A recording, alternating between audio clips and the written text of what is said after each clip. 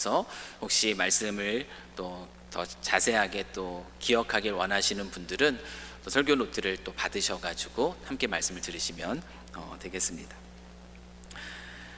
네, 설문조사, 한국의 설문조사 기관이 있습니다. 엠브레인 트렌드 모니터라는 설문조사 기관에서 우리 작년 4월에 대한민국 전국에 만 19세에서 59세까지의 성인 남녀들을 대상으로요, 2024년 현대인의 꿈, 적성 및 인생 목표에 관한 설문조사를 했습니다. 이 설문 항목 중에 눈에 띄는 것이 있는데요, 5년 또는 10년 내에 이루고 싶은 꿈이나 목표가 있다면 그것은 무엇입니까? 라는 질문이었습니다. 한번 여러분들 잠깐 한번 생각해 보세요. 지금으로부터 5년 또는 10년 내에 여러분이 이루고 싶은 목표, 그 꿈이 있다면 그것이 무엇일까요? 20대, 30대, 40대 공통적으로 1등을 차지한 대답이 있습니다. 여러분, 그것이 무엇일지 한번 생각해 보십시오. 무엇일까요? 아마 여러분들이 마음속으로 추측은 충분히 하실 거라 생각이 드는데요, 돈과 관련된 대답입니다. 20대에서도 1등, 30대에서도 1등, 40대에서도 1등, 그들이 5년 또는 10년 내에 이루고 싶은 목표는 목돈 만들기였습니다. 20대에도 목돈 만들기예요. 30대에도 목돈 만들기예요. 잘 안 만들어지나 보죠. 그죠? 40대에도 목돈 만들기입니다. 여러분, 그 50대에는 뭐였을까요? 그 50대에도 2등을 제가 먼저 얘기를 해드리면 2등이 목돈 만들기입니다. 그럼 50대에서 1등은 무엇이냐면 은퇴 후 여유로운 삶을 즐기는 것이 50대의 1등 대답이었습니다. 여러분, 사실 은퇴 이후에 여유로운 그 삶을 즐기는 그것도 무엇이 있어야 되죠? 목돈이 마련되어야 합니다. 돈이 있어야지 은퇴 이후의 삶도 좀 여유롭게 즐길 수가 있습니다. 여러분, 우리가 살아가는 오늘날의 세상은 웬만해서는 돈이면 어느 정도 모든 일들이 다 제법 이루어지는 그런 세상을 우리가 살아갑니다. 설문조사의 이 통계에서도 보듯이 이런 세상을 우리가 살아가기 때문에 이와 같은 세상의 문화 속에서 물질적으로 이 넉넉한 삶을 살고자 하는 것, 이것이 대부분의 모든 사람들의 솔직한 소망이고 바람입니다. 아마 이 자리에 있는 우리 성도님들 마음도 동일하지 않을까 싶습니다. 생존을 넘어서 조금은 넉넉한 삶을 누리고 싶어하는 우리의 바람, 그리고 우리의 노력, 저는 이것이 틀렸다라고 지금 말씀드리는 것이 결코 아닙니다. 우리 전도서 5장 19절 말씀은 우리에게 이렇게 말하고 있어요. 또한 어떤 사람에게든지 하나님이 재물과 부요를 주사 능히 누리게 하시며 제 몫을 받아 수고함으로 즐거워하게 하신 것은 하나님의 선물이라고 얘기합니다. 여러분, 우리가 재물을 얻고 그것을 또 부유하게 또한 누리고 우리가 수고하고 애쓴 대로 그 몫을 받아 사는 것, 이것이 틀린 것이 아니라고 얘기해요. 오히려 이것은 하나님의 선물이라고 얘기합니다. 다만 이 말씀을 하실 때에 이 성경이 강조하고 있는 한 가지 사실이 있습니다. 재물과 부요, 하나님의 선물로서 우리가 이 땅을 살아가면서 누릴 수 있는 것이지만 이 재물과 부요보다 더 중요한 것이 있다는 것을 잊어서는 안 된다라는 사실을 성경은 언제나 우리에게 강조하여서 말씀해주고 있습니다. 재물을 얻을 이 능력이 있는 것도, 여러분, 실제로 우리가 수고함에 그 몫을 받게 되는 것도 다 하나님의 은혜임을 기억하며 또 하나님께 감사할 수 있어야 된다는 것이 성경의 가르침이에요. 만약 우리가 이 사실을 놓치고 잊고 그저 재물을 추구하는 삶에 빠져 있을 때 성경은 그와 같은 경우에 대해서 이렇게 얘기합니다. 시편 127편의 2절 말씀이에요. 너희가 일찍이 일어나고 늦게 누우며 수고의 떡을 먹음이 뭐라고요? 헛되다라고 얘기합니다.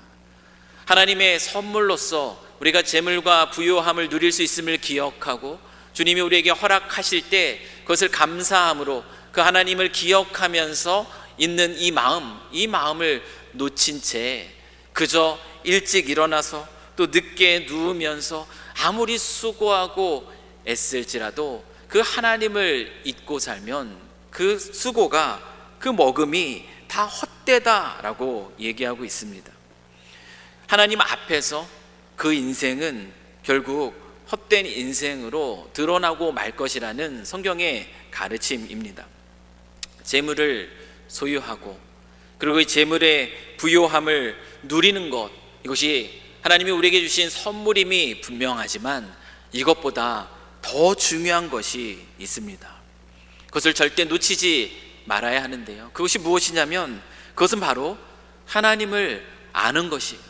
그 모든 것의 주인 되신 하나님을 아는 것이고 그리고 그 하나님을 누리는 것입니다. 우리를 구원하기 위해서 이 땅에 오신 하나님 예수 그리스도를 믿는 믿음, 그 믿음을 소유하고 그 이름의 능력을 맛보면서 살아가는 것, 우리가 재물보다 놓치지 말아야 할 것이 바로 여기에 있습니다.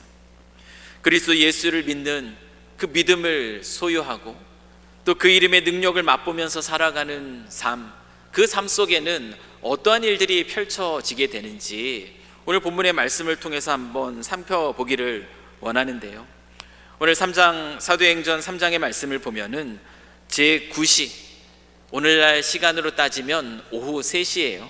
이 제9시에 기도 시간입니다. 오후 3시 기도 시간에 이 베드로와 요한이 성전으로 올라가고 있습니다.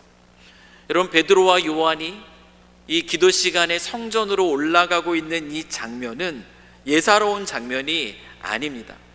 이제는 이 베드로와 요한이요, 예수님의 이 제자들이 더 이상 예수님을 십자가에 못 박아 죽게 만들었던 유대인들을 더 이상 두려워하지 않는다라는 것을 보여주는 아주 명백한 증거입니다.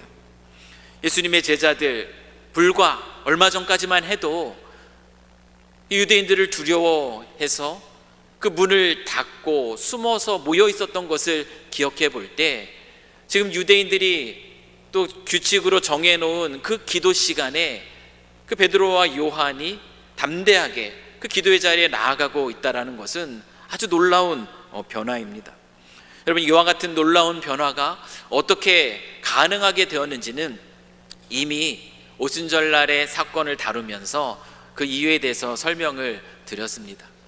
오순절날 성령이 예수님의 제자들에게 임했고, 그리고 예수님의 제자들이 성령으로 충만하게 되었고, 그리고 그들의 입에 하나님이 하시는 큰 일에 대한 증거가 넘쳐나면서 그들은 담대할 수 있었습니다.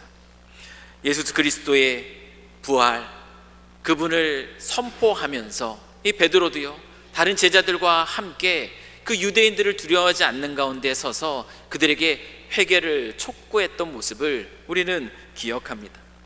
이 성령으로 인하여서 그 예수님의 제자들에게 가득 부어졌던 이 담대함은 그 오순절날 그 하루 반짝 용기가 있다가 그 다음 날들에는 또 사라지고 마는 그런 모습이 아니었습니다.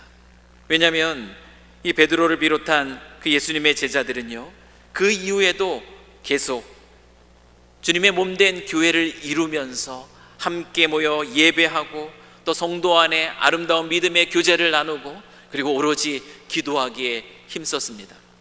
매일매일의 삶 속에서 이 제자들은 성령으로 충만함을 계속 유지하고 있었기 때문에 그 담대함은 결코 사라지지 않았던 것이에요. 그래서 오늘 본문에 등장하는 베드로와 요한의 모습이 놀라운 것입니다. 유대인들을 피하지 않았고 그 유대인들이 함께 모여서 기도하는 그 기도 시간에 용기 있게 아무런 두려움 없이 성전으로 나아가고 있는 것입니다. 이 베드로와 요한이 성전으로 올라갑니다. 그리고 성전의 한 문 앞에서 베드로와 요한은 한 사람을 만나게 되는데요. 그 사람은 어떤 사람인가 하면 나면서부터 못 걷게 된 사람입니다. 이 사람은 이날도 생존을 위해서 누군가의 도움을 필요로 했던 사람입니다. 아마 친척들이거나 아마 그의 친구였을 겁니다. 그 다른 사람들이 그를 메어다가 이 성전 문 앞에 내려놓지 않으면 혼자서는 스스로 그 자리에 올 수 없는 그런 사람입니다. 아주 절망적인 그 상황 가운데 살아가고 있던 그 한 사람을 베드로와 요한은 만납니다. 이 나면서부터 걷지 못했던 그 사람의 나이는 사도행전 4장으로 넘어가면 밝히고 있는데 약 40세쯤 되었다라고 밝히고 있어요. 나면서부터 거의 반평생이잖아요. 그 인생의 절반 이상을 한 번도 걸어보지 못한 채 살았습니다. 그리고 누군가의 도움을 입어서 성전 문 앞에 사람들이 그나마 자주 다니는 그 자리에서 생존을 위해서 구걸하며 살아갈 수밖에 없었습니다. 그의 삶 속에 어떤 소망이 있었겠습니까? 그래서 오늘이라도 입에 풀칠할 그 밥값이라도 조금 건져가면 그것으로 족하다라는 것이 아마 나면서부터 못 걷게 된 이 사람의 마음이었을 것입니다. 그날도 다른 누군가의 도움을 통해서 성전 문 앞에 앉았다가 베드로와 요한을 발견합니다. 늘 하던 식으로 특별한 기대 없이 또한 이 사람은 베드로와 요한에게 구걸을 하는데요. 너무나 감사하게도 이 베드로와 요한이 이 나면서부터 걷지 못하게 된 이 사람에 대해서 아주 놀랍게 반응하고 있습니다.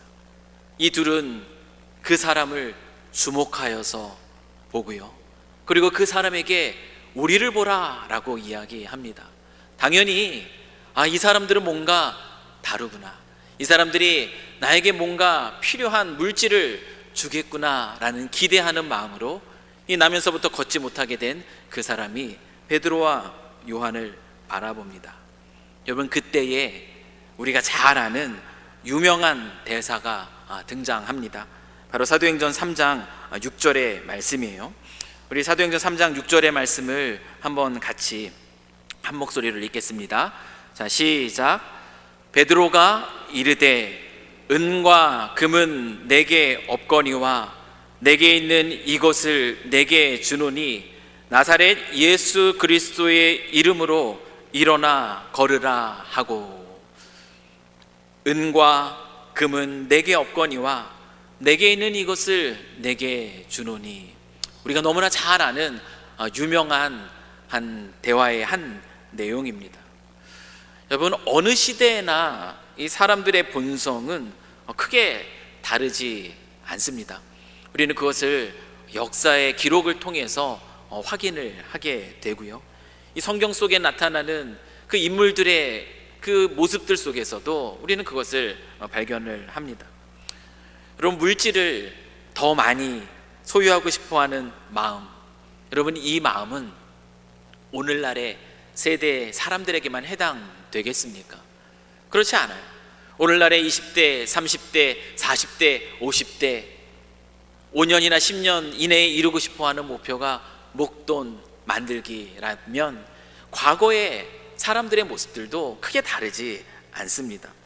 예수님이 그 당시에 제자들에게요, 사람이 하나님과 재물을 겸하여서 섬길 수 없다라는 이 가르침을 주신 이유도 무엇이겠습니까? 인간의 마음은 똑같다라는 거예요. 어느 시대에든지 물질적으로 더 많은 것을 소유하고 더 많은 것을 누리고 싶어하는 이 마음은 변함이 없다라는 겁니다. 아마 그 당시의 사람들에게도 이 똑같이 설문조사를 했다면 그들 대답 1등도 아마 5년에서 10년 이내에 목돈 만들기가 그들의 대답이었을 것이에요. 하지만 오늘 등장하고 있는 이 베드로를 한번 보십시오. 베드로는 남들이 저 사람은 꽤 많은 것을 소유했어, 그렇게 선망하는 눈빛으로 바라볼 만한 그런 재산이 없는, 물질적인 소유가 없는 사람이었어요. 베드로는 스스로를 생각하더라도 내가 이 정도 재산이 있으면 사람들 앞에서 좀 자신 있게 이렇게 설 수 있지, 그렇게 얘기할 만큼 재산을 가지고 있는 사람이 아니었습니다. 그에게는 그가 지금 얘기하는 것처럼 은과 금이 없었어요. 물질의 소유로 따지라면 그는 자랑할 것이 하나도 없는 사람입니다. 그런데 베드로의 모습은, 오늘 등장하는 베드로의 모습은요, 가난한 자의 그러한 모습으로 우리에게 등장하고 있지 않아요. 물질적인 소유가 없지만 베드로는 결코 가난하지 않는 모습으로 등장합니다. 가난한데 가난하지 않다. 여러분, 이것이 이상하게 들릴 수 있겠지만 이것은 기독교의 진리를 담고 있는 역설입니다. 여러분, 사도 바울이 고린도 교회 성도들에게 주는 메시지, 그 메시지를 들어보신 적이 있을 거예요. 사도 바울이 자기 자신에 대해서 어떤 존재라고 자기의 정체를 밝히고 있는지 이 고린도 후서 6장 10절의 말씀을 한번 보시면은 참으로 놀랐습니다. 고린도 후서 6장 10절 말씀을 제가 읽겠습니다. 근심하는 자 같으나 항상 기뻐하고, 가난한 자 같으나 많은 사람을 부유하게 하고, 아무것도 없는 자 같으나 모든 것을 가진 자로다. 이 사도 바울이 자기 자신을 이렇게 정의하고 있어요. 여러분, 사도 바울은 유력한 사람이었음이 분명해요. 그러나 그리스도 예수를 믿는 믿음 안에서 주님의 부르심을 따라 그 사명의 길을 걸어가면선 그가 가졌던 모든 것들을 그는 다 배설물로 여겼습니다. 그것에 가치를 두지 않았어요. 바울은 자기 자신의 사명으로 인해서요, 많은 어려움과 많은 핍박을 당하면서 살았습니다. 죽을 고비를 얼마나 많이 넘겼는지 몰라요. 그렇기 때문에 다른 사람들의 어떤 객관적인 눈으로 그를 바라본다면 그는 근심하지 않을 수 없는 인생입니다. 매일매일 근심하면서 살아갈 수밖에 없는 인생이에요. 그런데 그거는 그들의 생각이라는 거죠. 바울은 남들이 보기에는 자기의 삶이 근심으로, 걱정으로 가득 찰 수밖에 없을 것처럼 보이지만 그는 그 자리에서 무엇을 누리고 있다라고 고백합니까? 정작 그는 기쁨 가득한 그 삶을 살아가고 있었다라는 거예요. 근심이 가득해 보이는 것 같지만 그 안에서 기뻐할 수 있는 것, 이것이 바로 기독교의 놀라운 역설이에요. 그는 또한 물질적인 부분에 있어서도 마찬가지였습니다. 물질적인 소유가 적은 가난한 사람이었어요. 세상적인 기준으로 볼 때 가진 것이 적습니다. 때로는 천막을 만드는 그 일을 통해서 필요한 돈을 만들어서 써야 하는 그런 입장이었어요. 가진 것이 적은 별 볼 일 없는 사람이에요. 그러나 그는 정작 그 자신에 대해서 뭐라고 얘기합니까? 많은 사람을 부유하게 하는 자다. 자기 자신은 없는 것 같으나, 아무것도 가진 것이 없는 것 같으나 모든 것을 가진 자다라고 이야기합니다. 여러분, 사도 바울이 어떻게 이런 고백을 할 수 있었을까? 가졌다. 오히려 그 자리에서 많은 사람을 부유하게 하는 자라고 그 자신을 얘기할 수 있겠습니까? 그 이유는 사도 바울이 남들이 가지지 못한 아주 중요한 것을 가졌기 때문에 그렇습니다. 그것은 바로 그리스도 예수입니다. 그리스도 예수를 소유했기 때문에 바울은 확신 있게 이 세상을 향해서 외치는 것이에요. 그리스도 예수를 믿는 믿음, 그 믿음만 가지고 있으면 다 가진 인생입니다. 이미 그것으로 모든 것을 가진 것입니다라고 바울은 멋진 신앙 고백을 하고 있는 것이에요. 베드로도 마찬가지입니다. 그에게는 금과 은이 없었어요. 그러면 남들이 볼 때에 좀 위축될 수도 있을 겁니다. 그러나 금과 은이 없었어도 그는 자신이 가지고 있는 것이 무엇인지를 이야기하고 있어요. 내게 있는 것, 그것을 나는 너와 나누고 싶다, 너에게 주고 싶다라는 거죠. 사도 바울이 소유했던 그것입니다. 베드로가 소유한 내게 있는 것, 그것 무엇입니까? 그것도 마찬가지예요. 그리스도 예수예요. 그리스도 예수를 믿는 그 믿음을 가지고 있음으로 인하여 이 베드로도 역시 자기에게 나눠줄 것이 있는 그 부유한 자라는 그 마음을 가지고 그 날 때부터 걷지 못한 그 사람을 바라보고 있는 것입니다. 여러분, 믿음의 선배들의 고백은 이와 같습니다. 그리스도 예수를 믿는 그 믿음이 있으면 모든 것을 다 가진 것이다. 그리스도 예수를 믿는 믿음이 있으면 이것으로 충분하다. 여러분들은 어떠십니까? 여러분, 예수 그리스도를 믿는 믿음으로 충분하십니까? 아니면 예수 그리스도를 믿는 믿음, 이거는 이거고 또 더 많은 것이 필요하다, 이 결핍 속에서 살아가고 있습니까? 이 믿음의 선배들은 분명하게 고백해요. 우리 주 예수 그리스도를 소유하면 그것으로 충분하다. 그것으로 모든 것을 가졌다. 여러분은 이 사실이 믿어지십니까?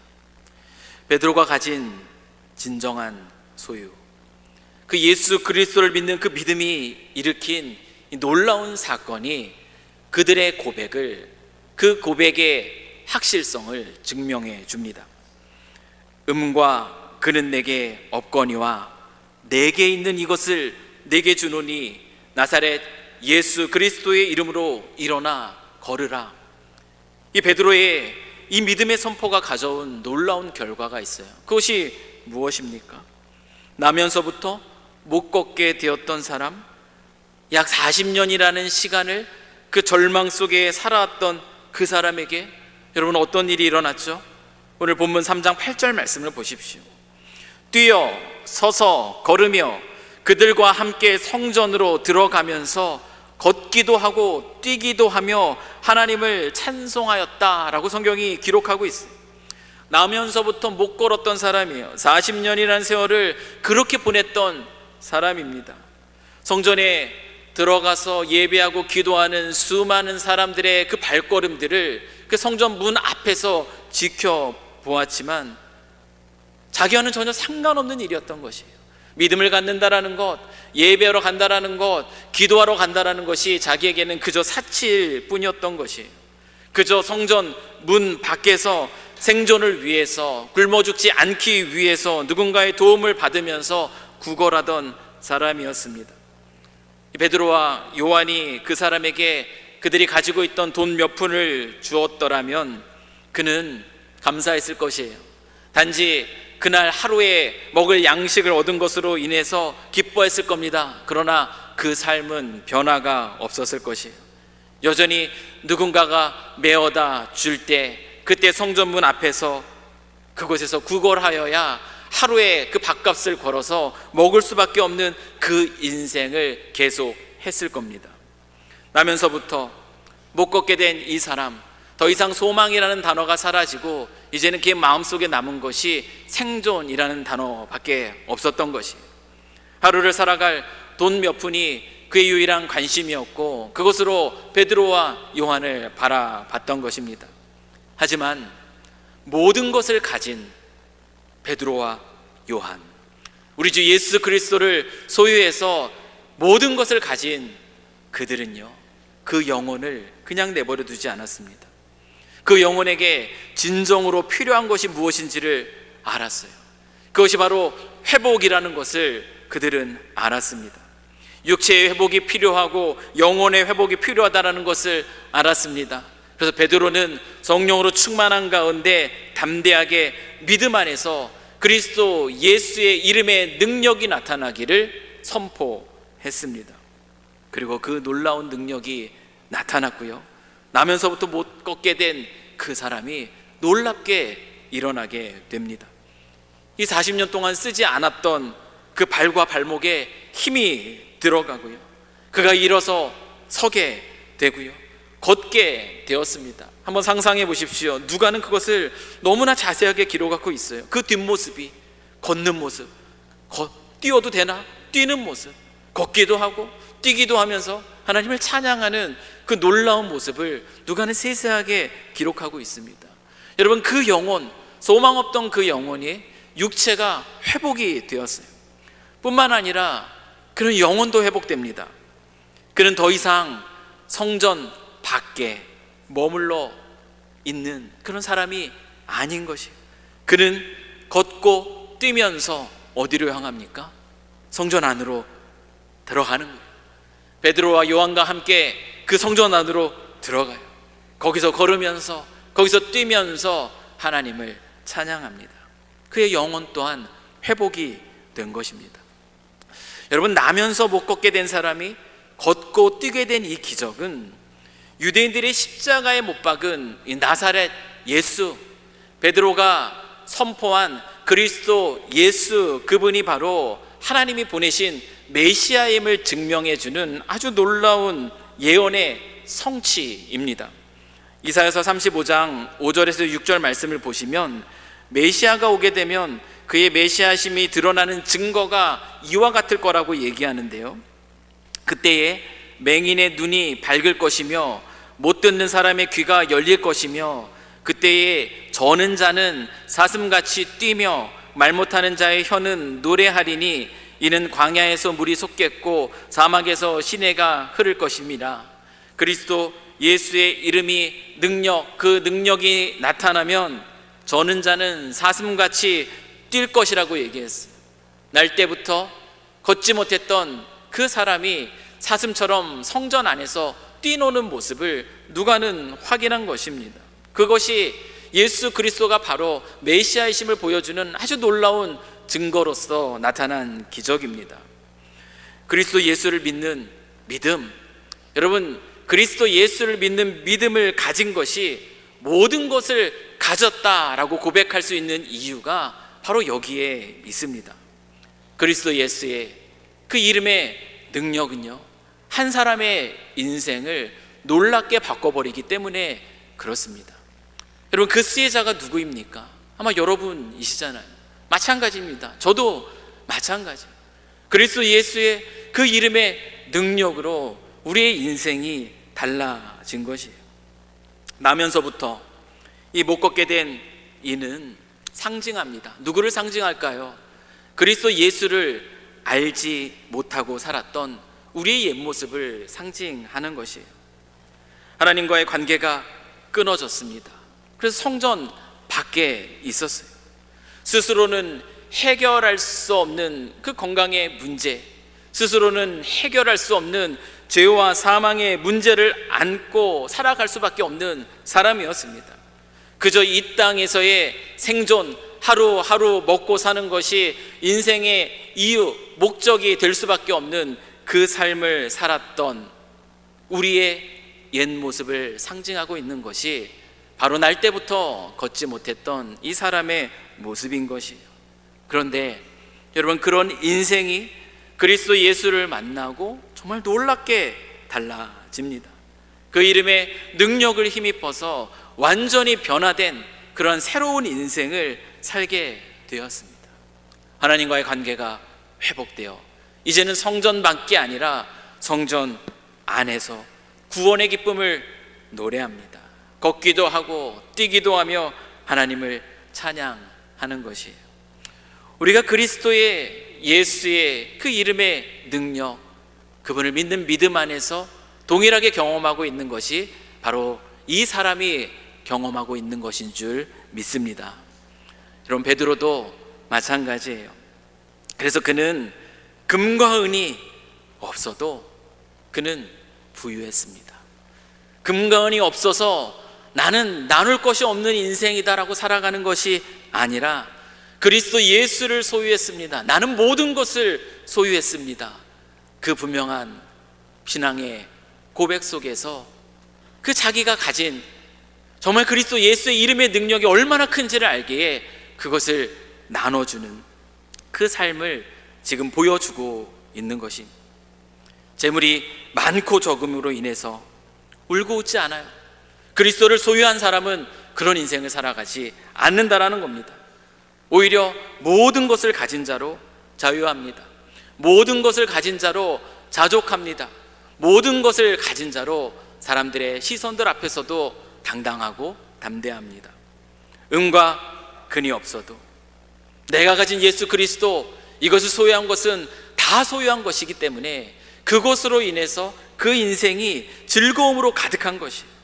뿐만 아니라 그 기쁨을 알지 못하는 이들을 안타까운 영혼으로 바라보면서 그들을 주목하면서 자기가 가진 것, 자기가 소유한 것, 이것 가지면 모든 것을 가진 것이 되는데 그 예수 그리스도의 그 이름을 나눠 주고자 하는 그 삶을 지금 살아가고 있는 것을 우리가 보고 있는 것이에요. 사실 그리스도인으로 산다라는 것은 모든 것을 가졌기 때문에 우리 주 예수 그리스도의 신앙을 나누는 것 포함합니다. 그러나 그것으로 끝나는 것이 아니에요. 하나님이 나에게 주신 모든 것들이 다 하나님이 주신 것이기 때문에 예수 그리스도를 소유한 자의 삶은요, 움켜쥐는 인생을 살아가지 않습니다. 많은 것을 가져도요, 나누지 못하는 사람들이 많아요. 그러나 아무리 적은 것을 가져도 나누는 사람들이 있습니다. 왜요? 그 차이는 그리스도 예수를 소유했는가, 그분의 이름의 능력이 얼마나 놀라운 것인가, 그것을 아는가에 달려 있습니다. 사랑하는 성도 여러분, 우리가 가진 예수 그리스도, 여러분 그분을 소유했다라는 사실이 여러분에게는 얼마나 놀라운 사실로 여러분의 마음속에 다가오는가, 오늘 이 말씀 앞에 우리 자신의 모습을 한번 돌아보기를 원하고요. 예수님이 십자가에서 이루신 이 십자가의 부활의 복음, 그것이 바로 한 사람의 인생, 저와 여러분의 인생을 놀랍게 뒤바꿔 놓으셨다는 그 사실을 기억하시면서 여러분 한 주간 살아갈 때에 이 세상의 것 조금 더 가진 것 가지고 그것으로 웃고 우는 그런 시시한 인생이 아니라 그리스도 예수를 소유한 것으로 모든 것을 가졌습니다라는 이 믿음의 고백 속에서 담대하게 세상을 바라보고 또 필요를 하는 영혼들을 볼 때에 우리가 누리고 있는 귀한 것들을 나누고 또 주께서 주신 물질을 또한 나누는 그런 멋진 인생을 살아가실 수 있기를, 참된 그리스도인의 인생을 살아갈 수 있기를 주님의 이름으로 간절히 축원합니다. 우리 같이 한번 기도하겠습니다. 모든 것의 주인 되신 하나님 아버지, 우리에게 참된 부요함이 무엇인지 가르쳐 주시니 감사합니다. 우리가 살아가는 세상에서는 은과 금이 중요하게 여겨지지만 그보다 더 귀한 것이 바로 그리스도 예수를 소유하는 믿음임을 다시금 기억합니다. 아무것도 없는 것 같으나 모든 것을 가진 자라는 바울의 고백처럼 살아가는 삶의 자리에서 하나님이 주신 것으로 자족하게 하시고, 무엇보다 우리 안에 있는 예수 그리스도의 이름의 능력, 죄와 사망에서 생명으로 옮기는 권세가 있는 그 이름의 의미를 알지 못하는 이들에게 기쁘게 나누는 저희 모두의 삶이 되게 하여 주시옵소서. 이 땅에서 생존이 아닌 하나님 나라의 영광을 위해 살아가는 저희 모두가